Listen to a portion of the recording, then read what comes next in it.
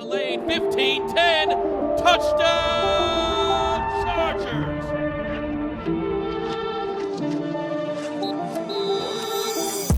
The 2024 NFL Draft in the books. Welcome into a special edition of Chargers Weekly. As always, joined by Matt Money Smith.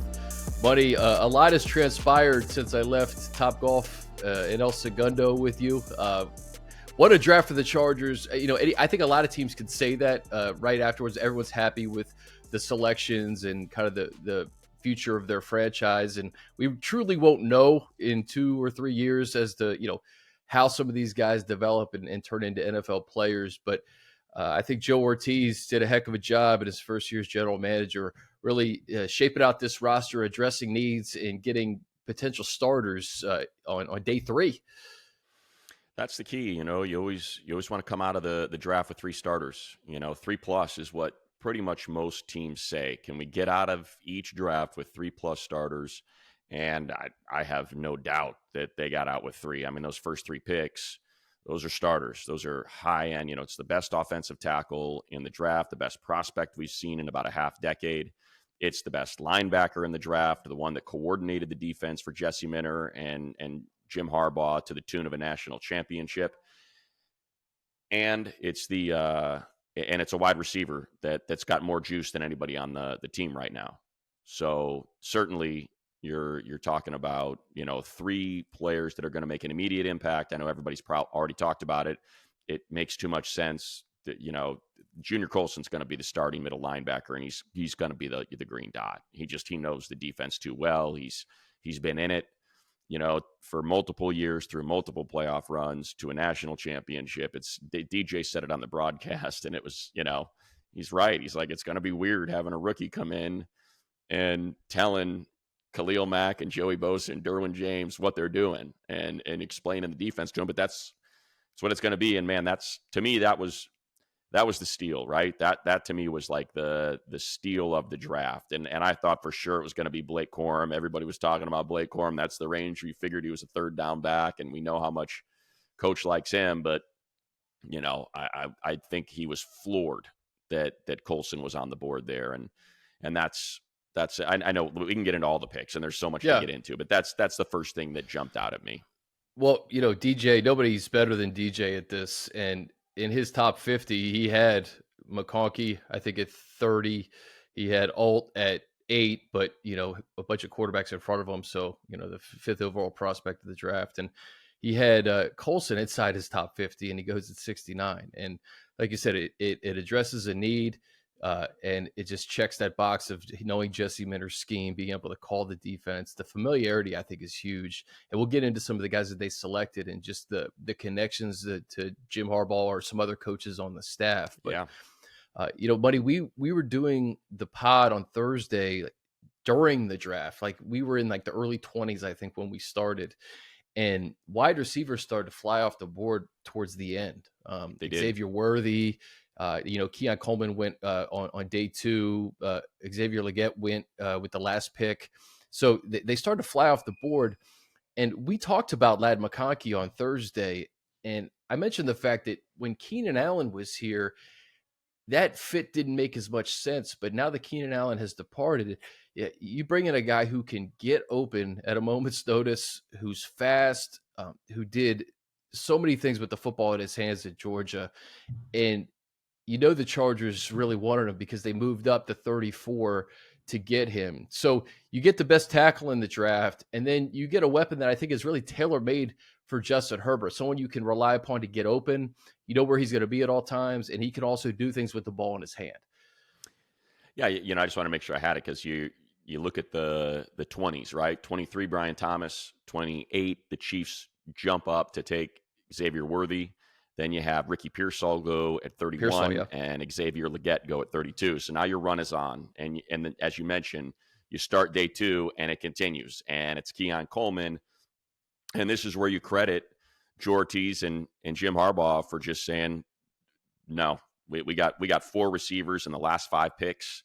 We got to get our guy. And I have no doubt that this was their guy. I think you can make a case for Keon Coleman just because of the Mike Williams comparisons. it just looks different on the field, faster on the field than he clocks in the 40. And Keon had a miserable, 40 time. But outside of that, when you watch him, there's those 50-50 balls, the high pointing, just how young and raw he is. So that was the other one I thought of. I was like, okay, this is, to me, the second is one of two things. I was thinking it's either one of these corners that slipped, Cooper to Gene, Kool-Aid. It's the center. It's Jackson Powers Johnson. It's Zach Frazier. It's that.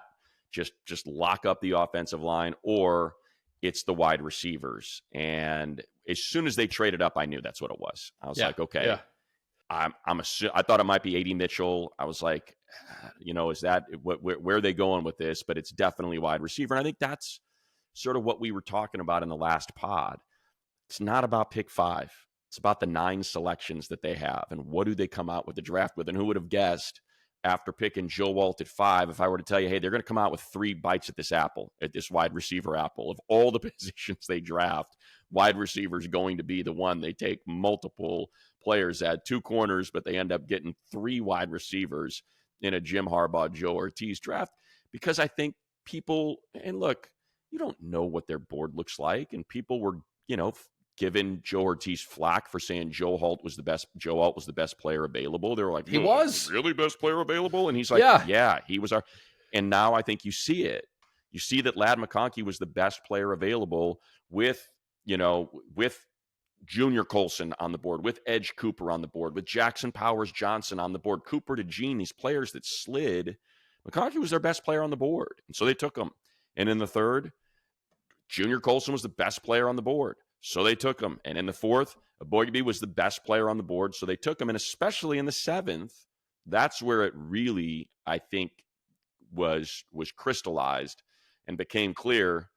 Yeah, it's a BPA team, because they took 2 wide receivers that one of which nobody expected to be there in the 7th, and Brendan Rice. Most people had him going in the 5th, maybe late 4th to early 5th. And for whatever reason, he slid, and they just snatched him up. And that's how this front office operates. Clearly, it is best player available. And that's a pretty good way to draft players. And I think that's also evident, in the still pick, in the Tarheeb Still pick. Tarheeb Still and Cam Hart go back-to-back corners. Yeah. I think that's and still nobody really knew who he was. He was not. Cam Hart was mentioned at length because he's a freak and he's giant. He's 6'3" and he's a corner and he can run, lights out. So yeah, but I didn't know who Tarheeb Still was. I'm not going to lie. I didn't watch a lot of Maryland football. I went back though, and I dug up the box score from the game of Michigan versus Maryland. What was Tarheeb Still? Freaking guy was nails against the run. What does Michigan like to do? They like to run the ball. Well, here's a corner that made 4 tackles, 3 run stops, which is is categorized by Pro Football Focus, a solo tackle or sack that leads to an offensive failure. And Tarheeb Still had 3 of those in that game that was tight for Michigan, 31-24. So, there's some of that in this draft as well, which I know you'll get into. Yeah, Joe Ortiz mentioned that he scouted that Maryland secondary. Some players have come out of that secondary over the last couple of years, and he said at some points you couldn't tell if it was Still or another guy that he was scouting in that secondary. But let's go back to the first round too, Money, because the tackles flew off the board. So I really think Roma Dunze or Malik Neighbors were the 2 wide receivers that you probably could have selected at 5. But no doubt, if you select one of those guys at 5, who's there at 34 or 37 when they were picking at tackle? Nobody. There was nobody there at tackle. So you get the best tackle in the draft, and then I think you get one of the best fits for this offense in Ladd McConkey in the 2nd round. And Joe Klatt said this, I think, to Rich Eisen, and I 100% agree with this, and I think this is a good way to look at it if you're a Charger fan. Do you want Justin Herbert to be in 2nd and 11 and 3rd and long, or do you want him to be 3rd and 5, 2nd and 5 with a running game and with protection? And if you put Justin Herbert in situations that are a little bit more manageable on 2nd and 3rd down, he's going to light people up. So the running game is going to help Justin Herbert. Protecting Justin Herbert is paramount, especially because he's the franchise. And now you have bookends and Rashawn Slater and Joe Alt for the next decade protecting your franchise quarterback. So I think it's a good way to look at it, is that there would have been no tackles even close to the caliber of Joe Alt available in the second round.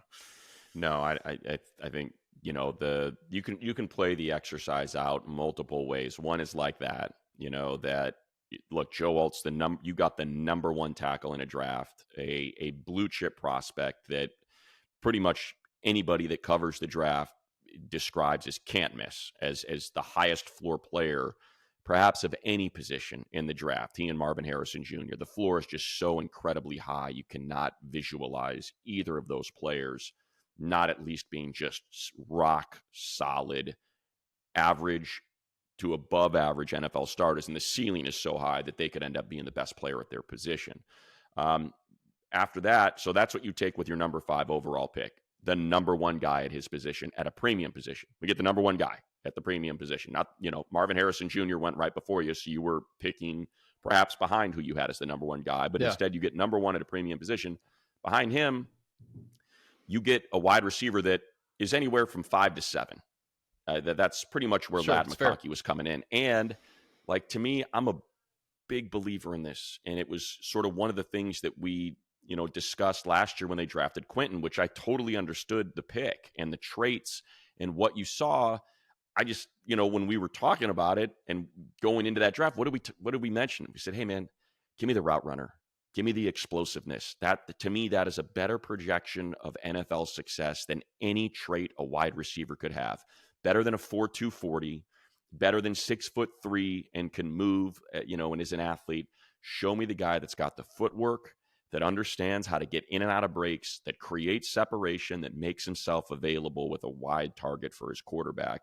And that's Ladd McConkey in spades. I mean, that's what he does. He's got probably the best footwork of any receiver in this draft. Like, It's crazy. Don't look at his stats. Go watch some Ladd McConkey highlights and watch how he sets guys up and gets in and out.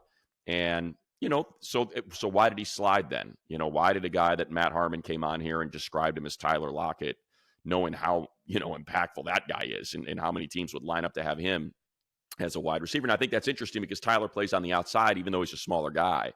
You know, and that's what a lot of people say about Ladd McConkey. He's not a slot. He can play outside. And, you know, I do think you can maybe draw this. You can connect these two, right? Okay, so what's in Seattle? DK Metcalf. Why did he slide? Just kind of ran 1 or 2 routes and, you know, had some issues with refinement. Well, you hire his wide receiver coach that helped develop him into one of the greatest threats in the NFL. He's paired up with Tyler Lockett. Well, maybe now with Quentin, you're like, okay, let's see if we can crack this code. And now you've got your Tyler Lockett. And what you hope is at least somebody who is built like him, DK Metcalf with Josh Palmer, just picking up where Keenan left off. You know, what did Josh always say to us? All he did was shadow Keenan everywhere he went. Everything he did, that was his process. I want to be the next Keenan Allen. And that's how maybe you can visualize this thing working out. I don't know if Quentin's an X. I don't know that. I don't think we saw anything that would suggest he was last year. So that's the part of this that's got to be worked on. But that's where Brennan Rice and Cornelius, what's his name? Cornelius Johnson come into play. Yeah. And who knows if that wide receiver room is still incomplete? Maybe they do add a veteran just for competition at training camp. I don't think it's a bad guys idea. In it now, so some guys aren't going to be there. Yeah, no, there's no doubt about that. Also with McConkey, keep in mind he's sharing a field with Brock Bowers. A.D. Mitchell was there before he went to Texas, so you know you're not going to be able to put up like ridiculous numbers when you have like first, second round picks on your team.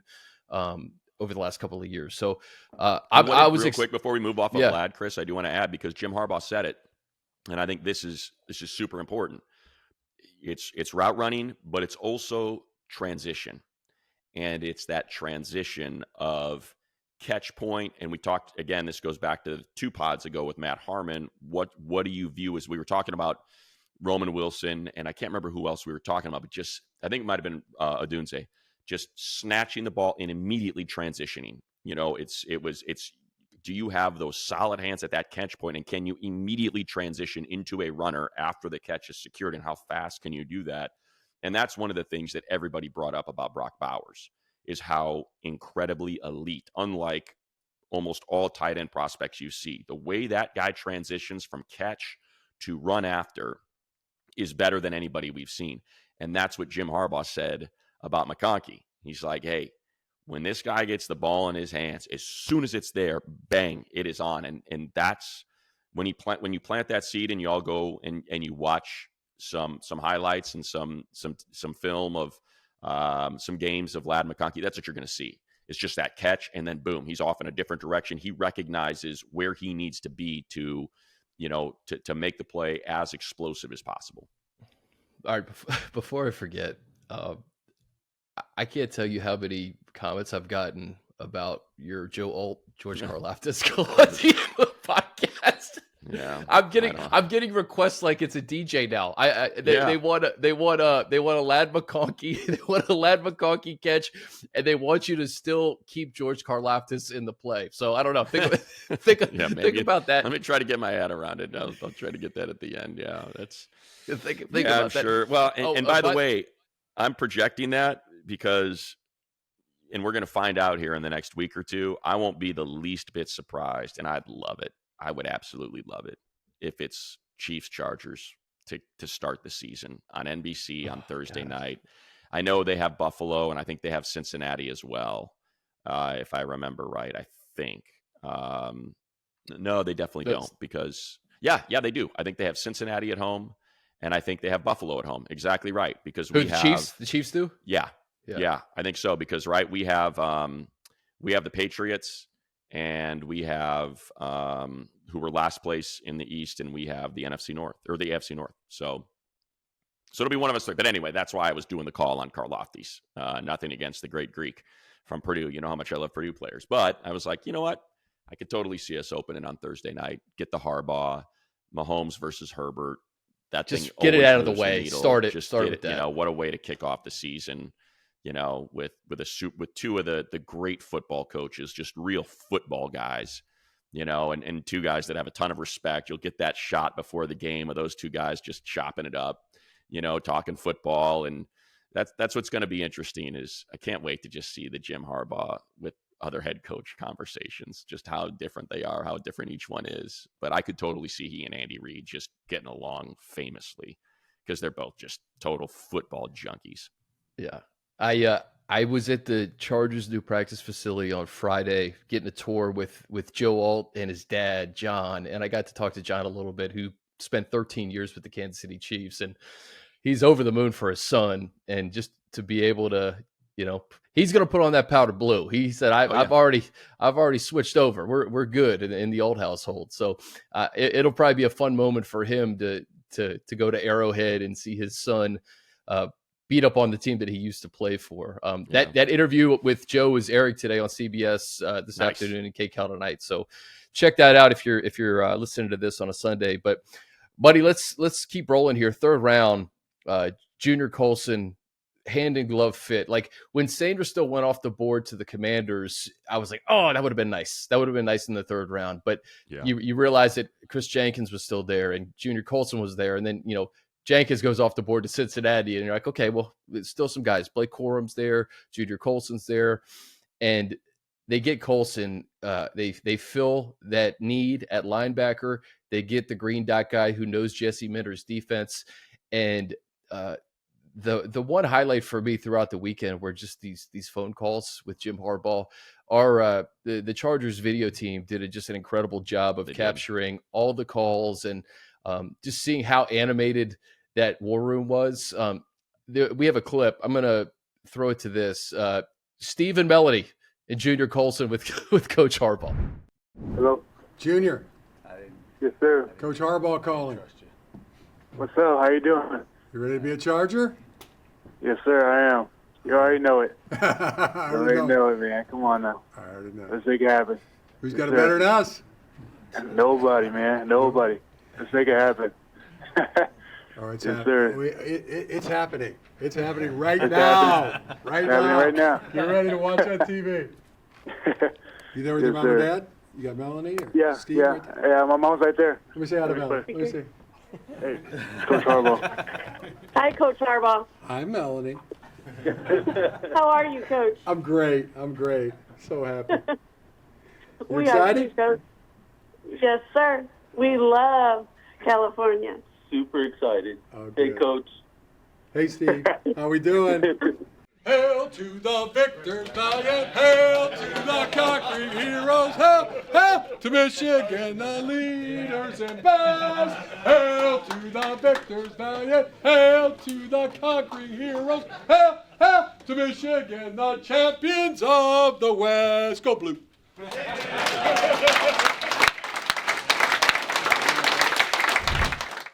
And Coach singing the fight song too, buddy. I mean, who's got it better than us? And the fact that he said that to every guy, and some of them were like, "No one," and he goes, "Nobody." Exactly right. Get it right. Get it right. Nobody. That's and again, tip of the cap to the video team and everybody, led by Jason. But whether it's we can name them all off, Tyler and Brian and Andrew and Everett and Greg and all of our guys that help us with the podcast as well. Just what a kick-ass job they did covering it, because there's like it really does remind you that these guys are so different. And it's where the word culture comes in. Let's get to the Kamani Vidal. Let's just get the calls out of the way here, Chris. We'll knock them all out. Let's get the Kamani Vidal one in here, because this was my favorite moment of all of the calls that they shared at Chargers.com. Hey, it's Coach again. Where you at? You got family there? Yes, sir, I do. Are they excited? Are they excited in the background? Oh, yeah, very, very, very excited. Let's hear them. Let's hear them. How excited are they? Let's hear them. How excited? Wow. That's loud. That's what we got some enthusiasm down there. We got some juice. All right. Let's test the draft room here. How excited is everybody here? Yeah! All right. Let's go. Hey. And so they're like, can you imagine you've got, Dean and John and AG Spanos in there. You can see Jeannie, the head of business, in the background. Fred is like all of these people that we know that are great. And we get to see a side of them that fans don't. And we love being on the road with them or being at the facility with them. And we've gotten to know their personalities. But between ownership, front office, business side, staff, all those scouts, I just love that it's not only Vidal's, family that's being asked to how excited are you, but now all of a sudden you've got all these people screaming and yelling, and it's just like, that's culture. That's what we're talking about. That's that enthusiasm, as he likes to say, unknown to mankind. That's what this guy is bringing, just that juice. And just imagine you hang up that phone if you're Kamani Vidal and you've been waiting around until the 6th round, and you're maybe bummed and you're like, God, I think I'm better than some of these guys. And I led the FBS and tackles broken and yards after contact and all these touchdowns. And I'm still sitting here, and you hang up that phone and you're like, let's go, man. I just had an entire room of scouts and GMs and pro personnel and owners screaming and yelling because they're excited I'm coming to town. Like, there's just something so different about him than anybody else you could play for. It feels good to be wanted too when you're a draft pick, especially late. You're bummed that you didn't go as high as you thought you were going to go, and we'll get to Brendan Rice, but yeah, to have that support, and I have to believe, Money, that fans feel it too. Like, we've interviewed Joe on this podcast, and just to hear him talk throughout this weekend, I thought he did a bang up job, and he's just such a personable guy. Like, I feel like fans should feel like they're a part of this family, right? Like Joe comes across as just like a friend, a buddy, a family member. And the way that he shouted out everybody from Josh and the communications crew to Duddy and the video crew to Wiedmeyer, and just everybody that went into the draft and made it what it was, right? It takes a team effort, from video to communications to film. And I really feel like they're building this culture where everybody is involved, including the fans. And it's a special thing to watch. And it's only been a few months. Yeah, you said it. They're all names that we know, that maybe diehard fans know, but it is great. People like to be acknowledged for all the work they're putting in. And I don't know if anyone's ever, tipped the cap to our man Duddy. We love Duddy.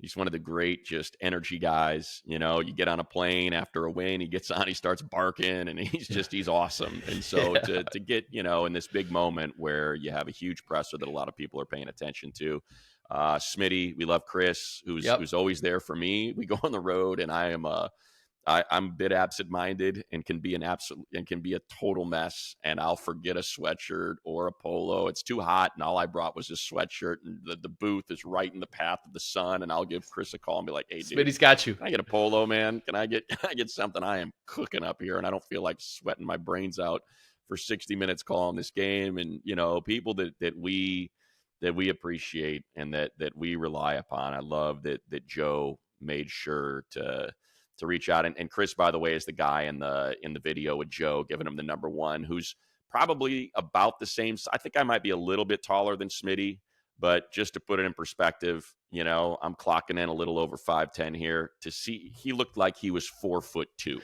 handing that jersey to Joe Alt. Chris is probably in that 5'9" range, and he looked like he was about 4'2" standing next to Alt. And I think that's one of the other things that really came out of this is after the, some of the people, and obviously, how I felt about the Joe Alt pick. I was all over it and loved it. I think it's a statement pick.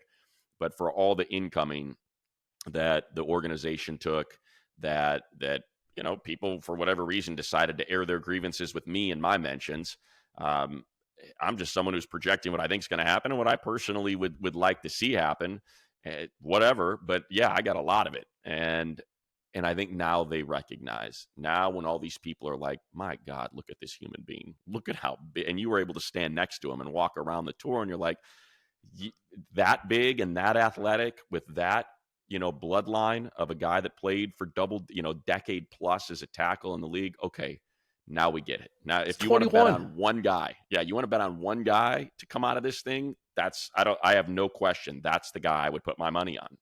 It's not even close. I'm going to bet on one guy to make a Pro Bowl in the next 2 years. He's the first guy I would put my money on. I don't have the exact stats in front of me, but I think he gave up like 2 sacks in his career at Notre Dame, like two penalties. Yeah. He's 21 years old, man. Right. He's nearly 6'9". He's gigantic. And I know that Coach said Rashawn's locked in a left tackle, but who's to say in a couple of years they switch? I think it's such a luxury to have two guys who are so talented and versatile that are going to protect Justin for as long as they have him. So yeah, and that was the other thing that Coach said right after that pick. When we did it before the press and all the, or maybe we didn't. I don't know. I don't remember if they had talked or not. But best 5. So, if Trey wants to get out there. He said Trey was best 5 too. So hey, there you go. Start working on being a guard, dude. Yeah. And now if you've got him, and obviously they did not draft the center. They had multiple opportunities to do that. We talked about Norzad and Bortolini. They had chances to do that, but they must feel good about Bozeman and perhaps about the potential that one of these guys could become a center. So it's you feel good about that group. I think we all feel, like we said, a lot better about the wide receiver room today than we did on Thursday night. And that's why we said it's 9 picks, and there's still free agency. There is now still no comp pick formula to worry about. Now you've got that second wave of free agency where you can start looking at some of these vets that you might think. But remember, right now there's already 7 guys in that room. So there's not going to be 7 guys in that room at the start of the season. So that's kind of something you got to remember when it comes to trying to figure out how you're going to get this thing to line up. Another need on this team we talked about throughout this process was defensive tackle, defensive line, just to continue to bolster it. And right off the rip, day 3, Justin Herbert from Alabama, who I guess it's hard to go under the radar at Alabama, but apparently he did up until this year, had a breakout season. Dane Brugler talked about it. DJ called Justin a temperament pick because of his effort, his toughness, his physicality, and obviously Jim Harbaugh saw this guy up close last year at the Rose Bowl. And that's one of the themes I think throughout this process is I don't think he played against Notre Dame when Joe Alt was there, but he's got a coach on the staff that knows Joe Alt. Ladd McConkey, they played against. Junior Coulson, he coached. Aboigbe, saw him up close. And this is a pick that I really liked because everything you hear in terms of his effort, his toughness, his physicality, and the fact that he can play a lot of different positions across the line, them getting their hands on Justin, I think could be a good thing in his rookie season.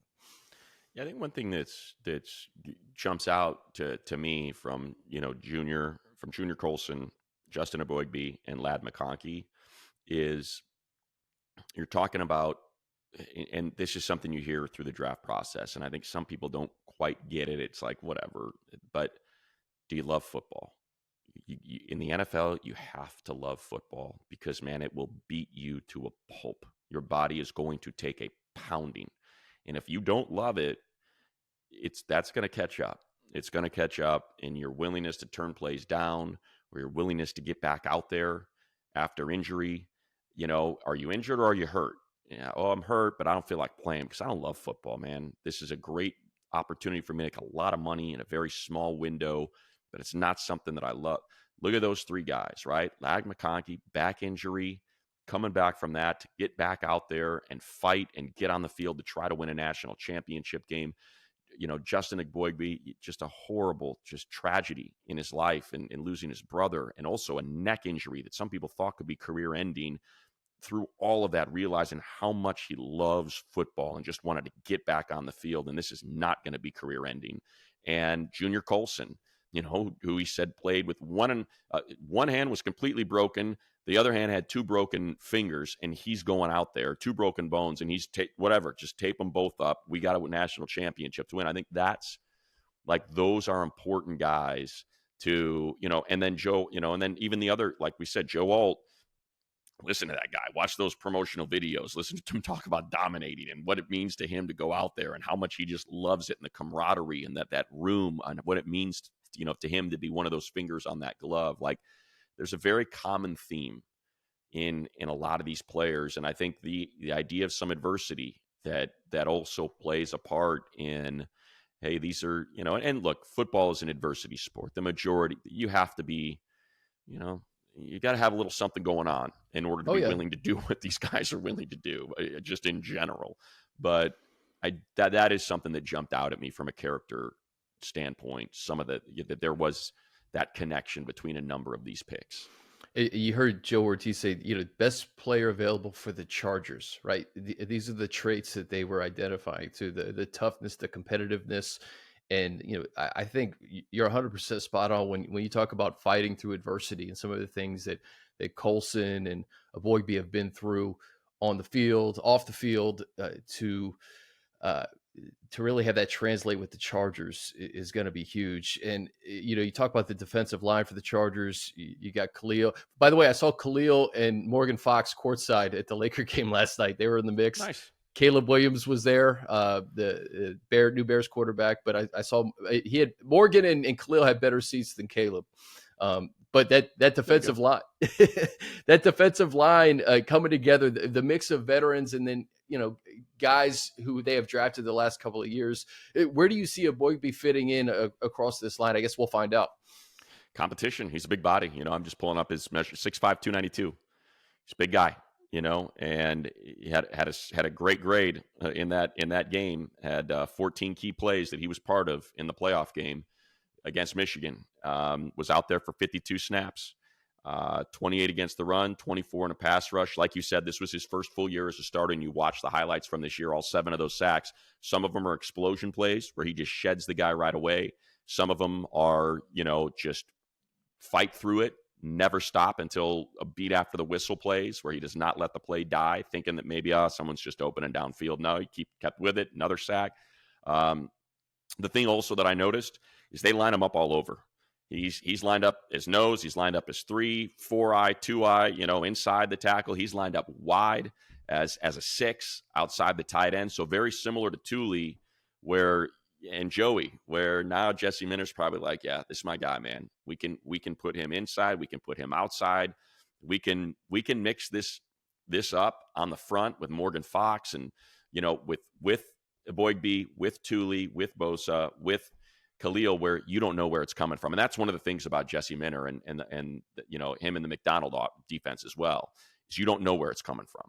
That's the key. It's the old simulated pressure that you hear so much about. And so to be able to have someone that can rush, to have Bosa, Thule, and now a Boygby who can rush from the inside or rush from the edges, that's a huge, have enough bend and speed to rush from the edges, enough power to rush from inside. That's a huge advantage for this defense. So that was something they desperately needed. I think a lot of people, as I kind of I want to pull up the fourth here, and just to remind myself of what corners were still on the board. Yes, you had Kyrie Jackson go right after him. You had Richardson. Nice tweet, Raiders. Go at just right after him. And so to me, like again, BPA, best player available.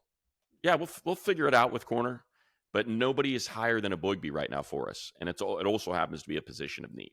So I think every one of these players, I will not be surprised when you think about the corner room and it being Asante Samuel Jr., Dean Leonard, Jasir Taylor, and now you add Cam Hart and Taheeb Still to that mix. I think it's wide open.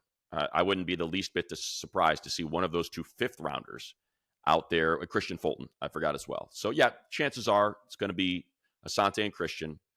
And then we'll see if can still be the slot, or could is Cam Hart at his 6'3", 4.4 speed, going to be one of those outside guys, and you push, one of these other guys inside.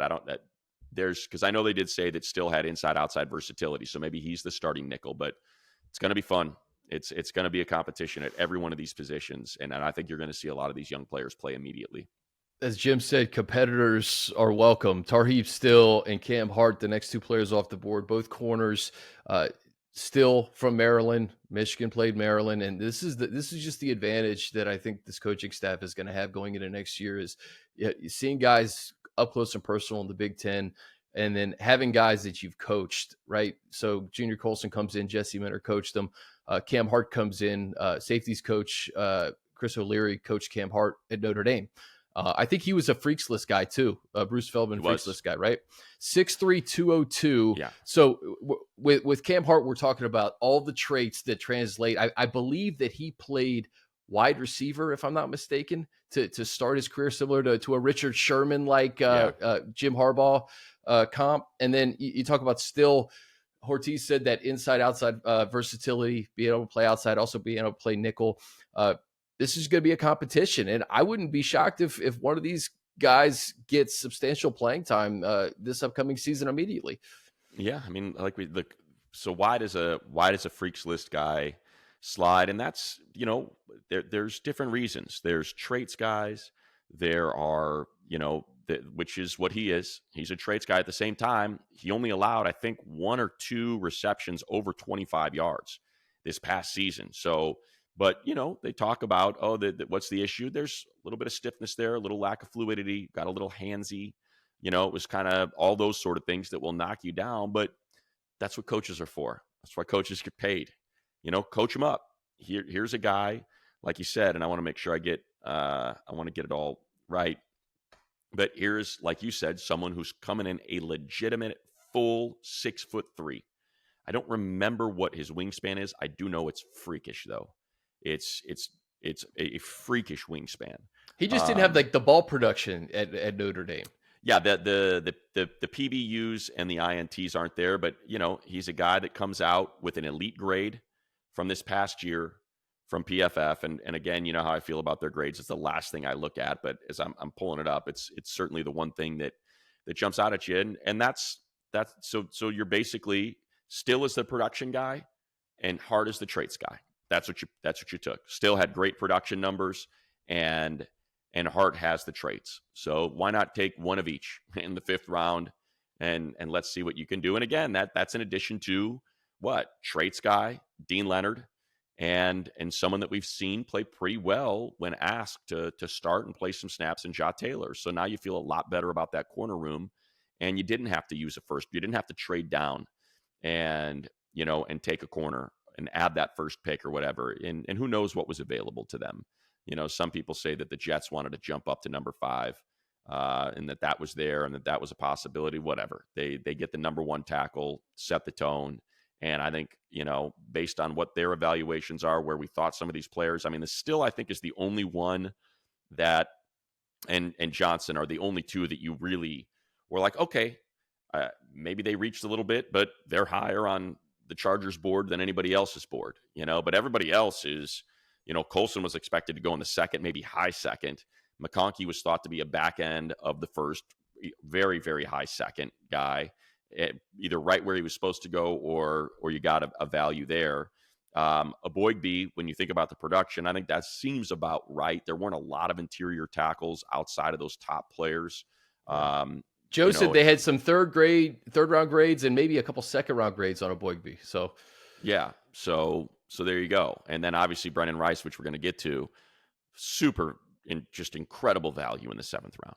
Yeah, real quick, Cam Hart. So I'm from the DMV area. He went to the rival high school, Good Counsel. He was the number 97 wide receiver nationally coming out of Maryland, number 12 player from Maryland, number 32 wide receiver nationally, number 8 player from Maryland. So he goes into college as a wide receiver, and I believe that's how Richard Sherman's path was, right? Richard Sherman played a couple years as a wide receiver, and when Harbaugh got hired, he did that with a lot of guys. And that's something that if you want to change the culture, coaches will tend to do. They'll flip it. They'll flip, fullbacks to linebackers, wide receivers to corners. And yeah, that's what he did with Sherman. And you see how that played out. And Cam Hart, certainly you could tell, was emotional in the video that they had of him. Thought he should have gone a lot higher. And again, if you're not going to get drafted in the first round, where you get that guaranteed, 4 or 5 years with the option, go to where you fit in best, man, and get to your second contract. It's what it's all about. And I'm sure, both Cam Hart and Still and all these guys, Vidal, Rice, they're all pretty darn excited they're going to end up here and have an opportunity to make all that money on that second contract because they landed in a really good situation for them. All right, I'm looking at the next guys up here. Kamani Vidal, the running back from Troy. That's a fun video to watch, by the way, folks. Go over to YouTube and watch the Kamani Vidal highlights from Troy. He's first of all, we got rectangle man. We got the great nephew of Hank Aaron, and then the son of Jerry Rice, back to back. How about that? I wouldn't overlook that with the Rice thing. He doesn't want to be a coach. Guy's made just tens of millions of dollars. He gets paid to endorse. He doesn't have to. Coaching is a grind. And I don't think you can overlook, Coach Harbaugh, who was with the Raiders when Jerry was there in the twilight of his career, thinking, maybe rookie camp, maybe Jerry wants to kind of hang out. Wouldn't mind him in how young this wide receiver room is.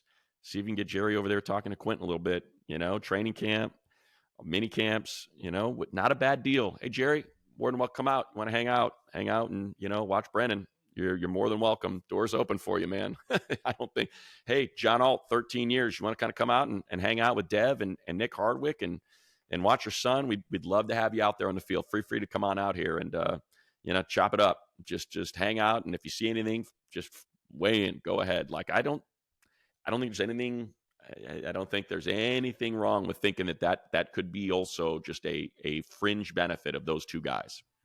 Yeah, I agree. Vidal, 5'8", 213, between the tackles, runner, physical, can catch the ball, can pass protect, and he'll be another running back in that room competing for touches money. Again, all I would say, the stats are one thing, and the stats are incredible. That is one. Yeah, go look at the stats. Go look at Kamani Vidal. As a matter of fact, I'll just give them to you right now because they're stupid. And again, I don't think they have the advanced stats here. They don't. 1661, 1,661 yards in FBS last season. Yeah. So, but it's the yards after contact. It's the broken tackles. It's the missed tackles. So just go watch the highlights. And again, it's Sun Belt. Sun Belt's pretty damn competitive. It's not, a Power 5. But at the same time, and he got better every year. Every year, played 14 games last year, played 14 games this year, went from 1,130 to 1,660, went from 4.9 to 5.6 a carry, went from 10 touchdowns to 14 touchdowns. But I hate putting comparisons on because I don't want to stick a label on him, but watching him just for me, and a lot of this goes back to, what your frame of reference is, but I remember calling a lot of Oregon State games and Quiz Rogers, just short but thick. And even though he was small, you're like, my God, this guy is tossing 6'1" linebackers. Like, they don't have a chance against him.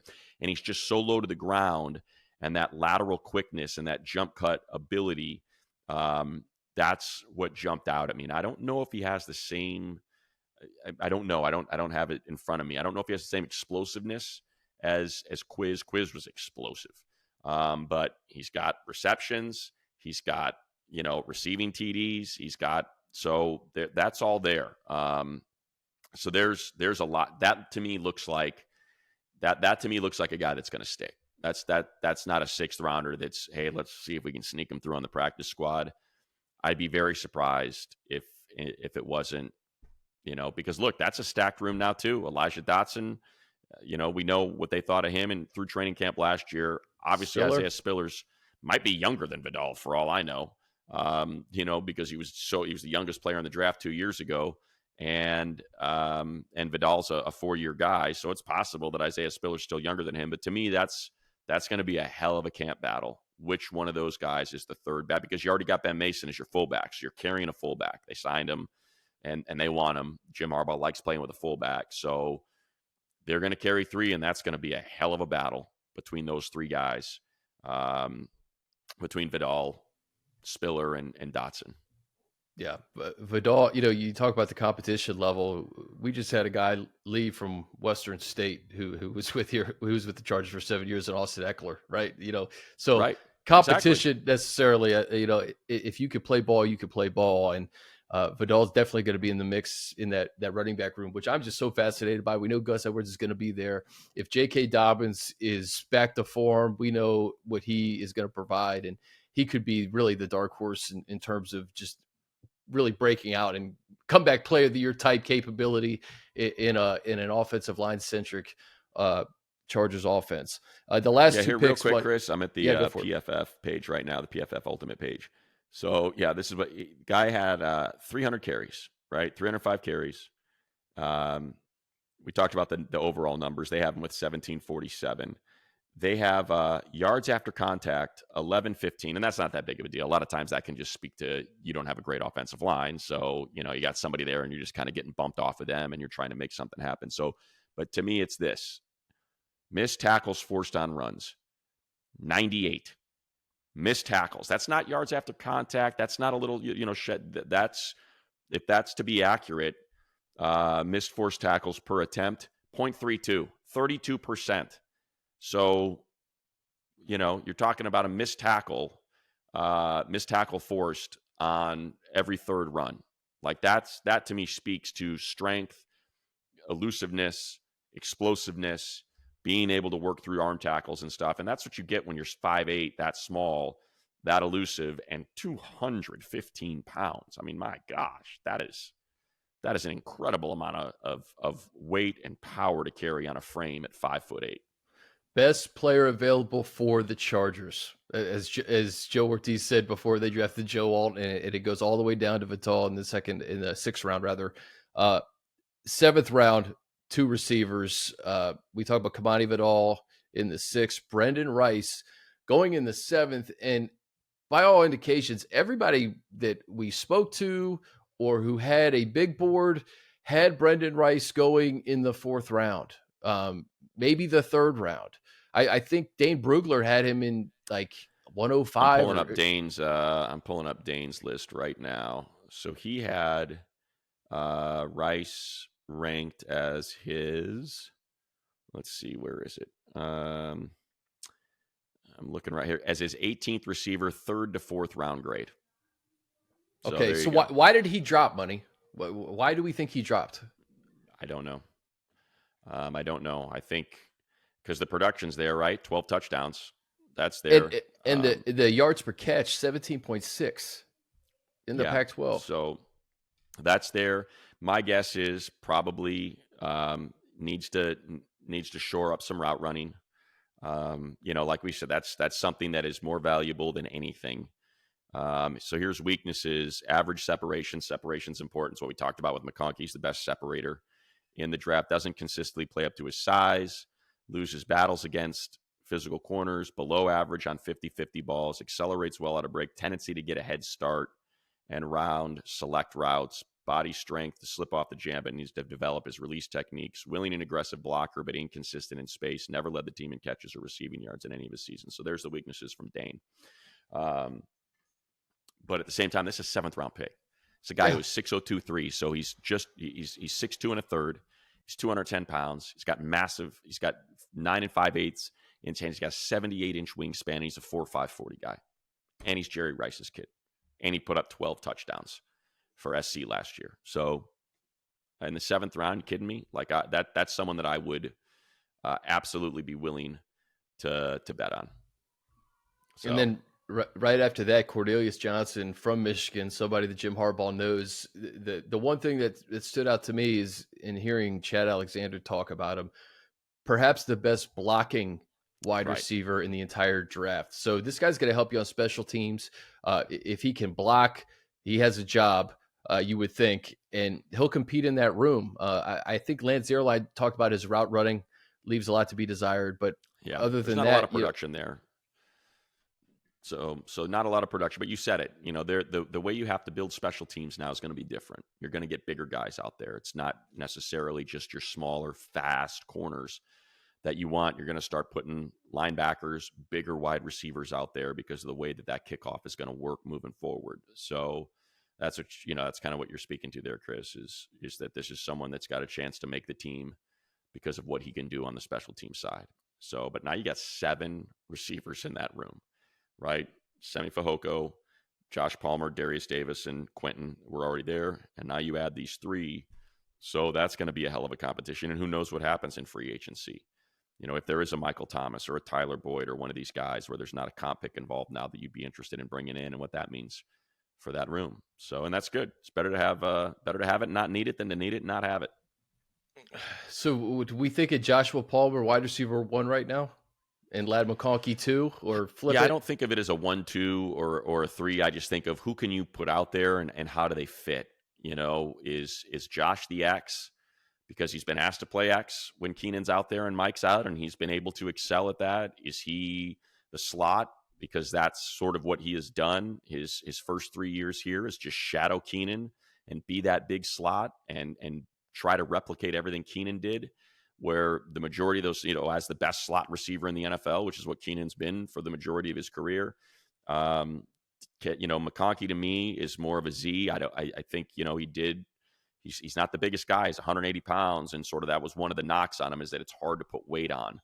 It's been hard for him to keep weight on. So it's hard to be an X when you're that light, unless you're really good, unless you're just really good in your initial burst and, off the snap where you can shed that press quickly and they can't even get their hands on you, which wouldn't surprise me. He played 70% of his snaps outside.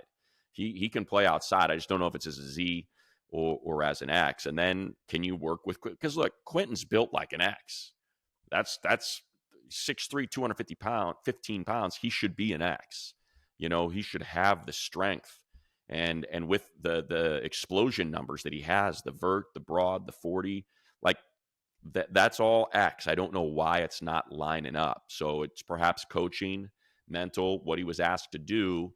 So if you can make that work, then that's how I would see it. Is that? And by the way, how often is this team going to be in 11? I don't think very often. Yeah. I would be really surprised if they're in 11. That's a good point. I think that's probably the key point. Like this is a team to me that's going to be playing with fullback, running back. It's going to be playing in 21 or it's going to be playing in 12 more often than not. So this is not a heavy 11 personnel team from what I would imagine. So I think that's where the whole, maybe it's not which 3 are out there, it's which 2 are out there. And that's where the Cornelius Johnson comes in because he can block his tail off. And maybe he's out there for a lot of these plays.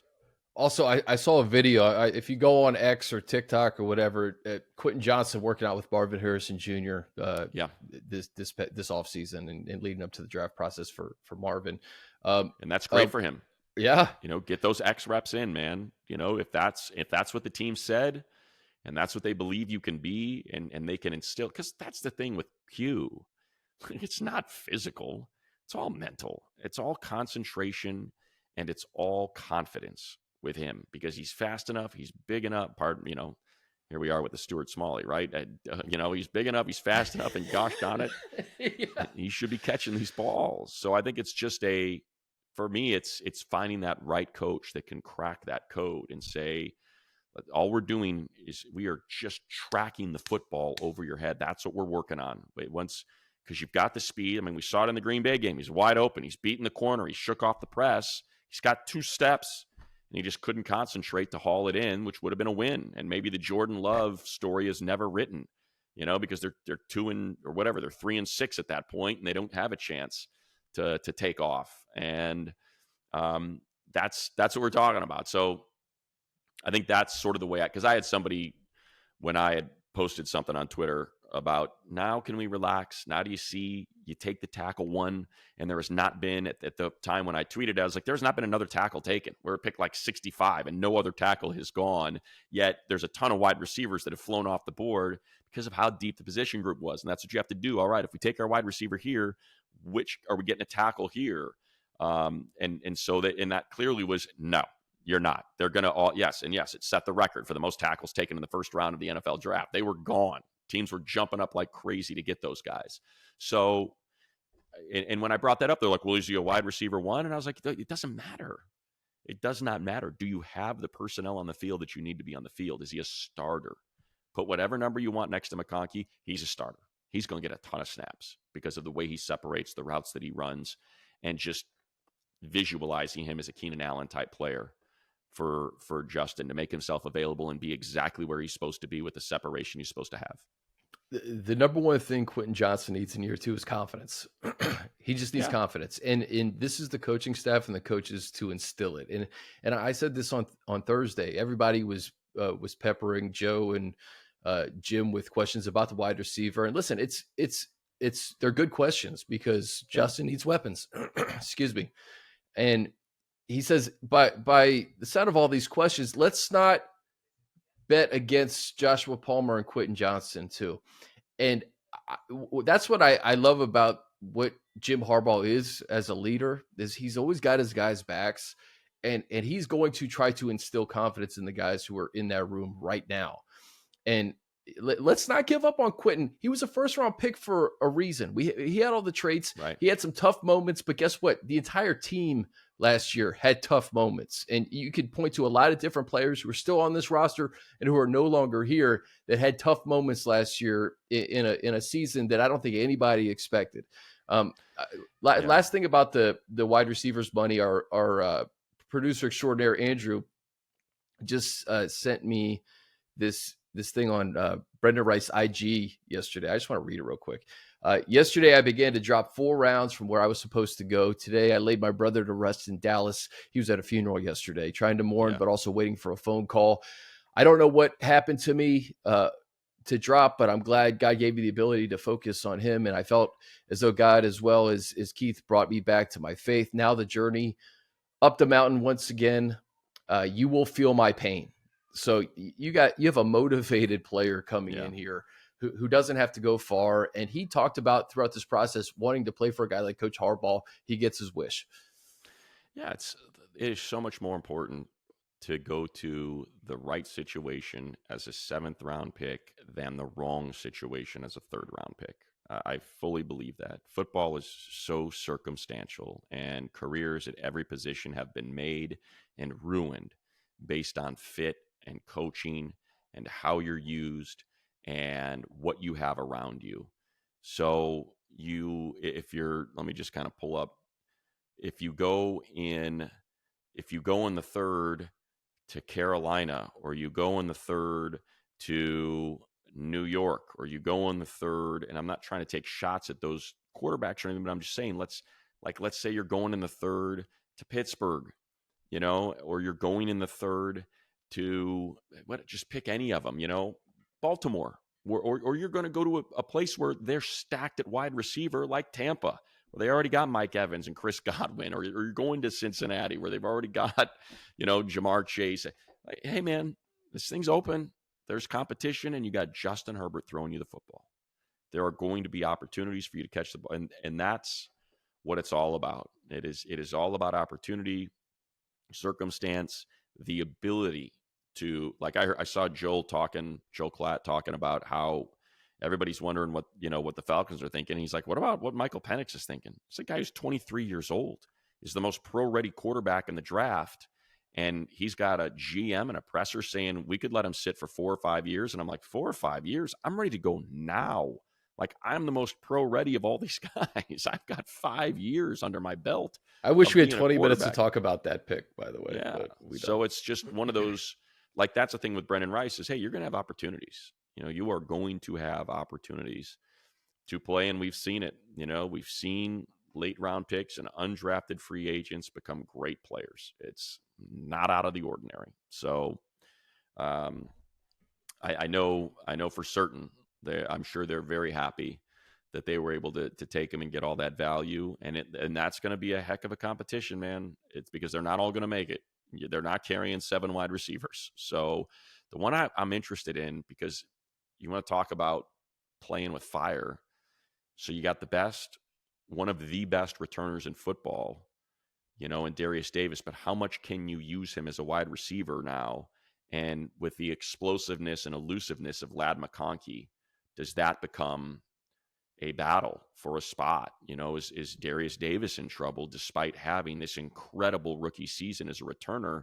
Because McConkey is a 4-3 guy with elusiveness and can fill that role, So that's, I think, something to keep an eye on when it comes to these 7 guys, and getting it down to 5, So it's a matter of like how much on a team that doesn't need wide receivers really because of the way they're going to play football. Yeah, it's like how much are you going to put on McConkey's plate if you are going to be a run-centric team and say, hey, we think Ladd can handle this too. It makes it interesting because Darius Davis was awesome last year. Yeah. So, like, it'd be crazy. He'd get snapped up like that. There'd be 25 teams right now that'd be like, whoop, put the waiver claim in. Which is why I don't think it's realistic that that's it. But there's gonna, they all, it was a light room. Now it's a heavy room, and it's going to have to get somewhat lighter. So not everyone's going to be staying in there, and it'll be interesting to see which ones end up making it through the whole process. That's the beauty of yesterday.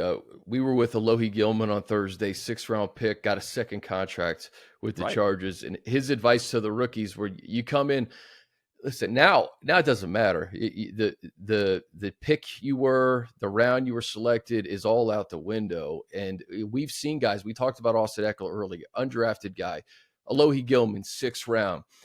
I go back to 2018, Justin Jackson, and his contributions to getting that team to where they went to 12-4 that year, was a hero at Sunday Night Football against the Steelers, scored a touchdown on Thursday Night Football against the Chiefs. You can get these late round picks that can make immediate impacts in year one. Yeah.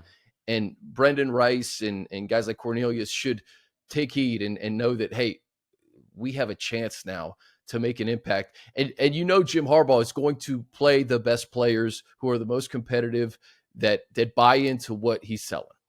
Yeah, no doubt. And it's, that I'll leave it with this, like of the draft in totality, like the thing that jumps out at me, again, I'll go back to where I started with the Junior Coulson pick, right?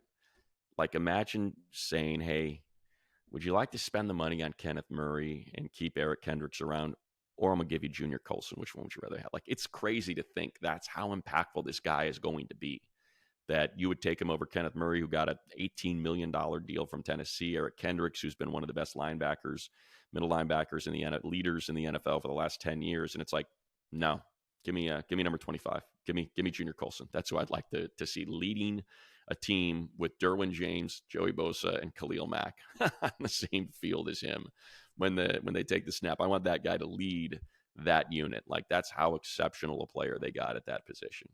And the idea that the other side of that is, the other side of the ball, that now well, you can only run left. The right side just has not been able to open any holes. And now every defense is just loading up on the left side because they know that's the only side you can run behind. So now you can't run the ball. The idea that you're going to have those two guys, Slater and Alt, as just complete dogs setting the tone on that side, as tackles, and the ability to run the football now and we haven't even, we barely talked about J.K. Dobbins and just what I think that has the potential to be, that it could be a Gus Edwards, J.K. Dobbins, if his injuries are right. Holy cow. Talk about a pair of runners. Yeah, Telling you, man, comeback player of the year. He's got that in him. He'll have the opportunities if they want to give them to him, no doubt. This will be for another podcast, but just I think about the class last year and the impact that those guys could make that we really didn't see last year. McFadden and Henley, we talk about JT Woods from a couple of years ago. Like these are the players that you hope Jesse Minter and Jim Harbaugh can get the most out of too. So a lot of young guys, Quentin Johnston, of course, who didn't contribute in the way that maybe we envisioned last year. They have an opportunity with this new regime to make an impact too, Money. So they didn't have, okay, let me go back to Keenan's year because I think Junior Coulson has a chance to be the best third round pick since Keenan Allen. And I don't think that's a stretch at all. So I'm even going to go before Keenan. What's another? So Vincent Brown was pretty good. Okay. I'm trying to see here. Who's the third? Nope. No. Charlie Whitehurst, certainly not. I'm going through this Chargers. Okay. So let's say you got Keenan. Nick Hardwick was a third rounder in 2004. So we're talking the last 20 years, right? You got Hardwick. You got Keenan in 2013. And since then, your third round picks have been Chris Watt, Craig Mager, Max Turek, Dan Feeney, Justin Jones, Trey Pipkins, Josh Palmer, JT Woods, Deion Henley. Those have been your thirds. There's some good in there. There's two greats in there, and Keenan and Nick, and some incomplete. Never could get on the field, could never make an impact. Junior Coulson is, that's exciting now. That's something. Yeah. All right, let's close it this way. I told you this was coming. Here's a specific. Asked Buddy to do another call of a Ladd or Vidal touchdown, and I'm hoping Karlaftis is involved once again. Here we are late in the fourth, 2.5 minutes left. Chargers high red zone trail by 4 at the 22 of Pittsburgh. Crowd is on its feet. Renegade blaring, of course. An exciting contest as both of these teams fighting for a playoff spot here in Week 13. This is going to go a long way in terms of tiebreakers should either of them end up in the wild card despite fighting for the division title. We got an offset eye, and it is Vidal who has been the hot hand in this one. Kind of been split carries for Edwards, Dobbins, and Vidal, but he is on the field with this 2nd and 6. And we got an offset eye. Ben Mason in front of him. Strength of the line is right. Disley outside of Alt. And here's the snap, and it's pitch. Right side, stretching it out. Vidal. Alt is in the next level. Patrick Queen gets cleaned out. Right sideline. Vidal, 5 into the end zone. Touchdown. Chargers take the lead by 1. There we go. Patrick Queen got it. Patrick Queen got it. Hey, he got his money. He's going to get it. He got his money. Oh, very well done. Hopefully that works. Yeah, there's a lot in there. So there's a lot of time. At the line of scrimmage. They were trying to figure it out. I was able to get all that in there. There was a couple delay games. Games in there. A little bit. Sorry, I was trying to get my head around it. We'll get a Ladd jet sweep in there at some point before OTAs are over. That's going to do it, man. Anything else about this draft? I think we covered it all. A good weekend for the Bolts. Yeah, no doubt. I think it speaks to the culture set from the new regime. All the picks you can see, like we said, there's so many characteristics from them, either production traits, and that's any team. But I think overcoming adversity, passion for football. And I'll finish with this, Chris. Beyond this class, I think it's clear that the Chargers have a distinct advantage over other teams right now because of the program that Jim Harbaugh comes from, the recruiting that they're able to do. They can recruit anyone nationally. So they're reaching out to players from all over the country. They're a national powerhouse, not just build a fence around our city and our state and let's get all the best players to play for Michigan. No, they recruit nationally, and this is going to be a benefit for the next 3 years. You're talking about guys that are coming in freshmen that Coach Harbaugh and his staff are recruiting, and so many of those assistant coaches are on this team as coaches. And it's not just guys from Michigan, but all the players that they had to scout, that they faced in games, and prepare for and write up scouting reports on. This is how we're going to attack this player. This is a player that's going to give us a problem. We got to make sure we account for that. Like, that's what they're going to get the benefit of. You know, someone like a Boygby, to me, comes to mind, where you're a team that wants to run the ball. You're a team that's in the playoffs, and it's like, hey, who do we have to worry about?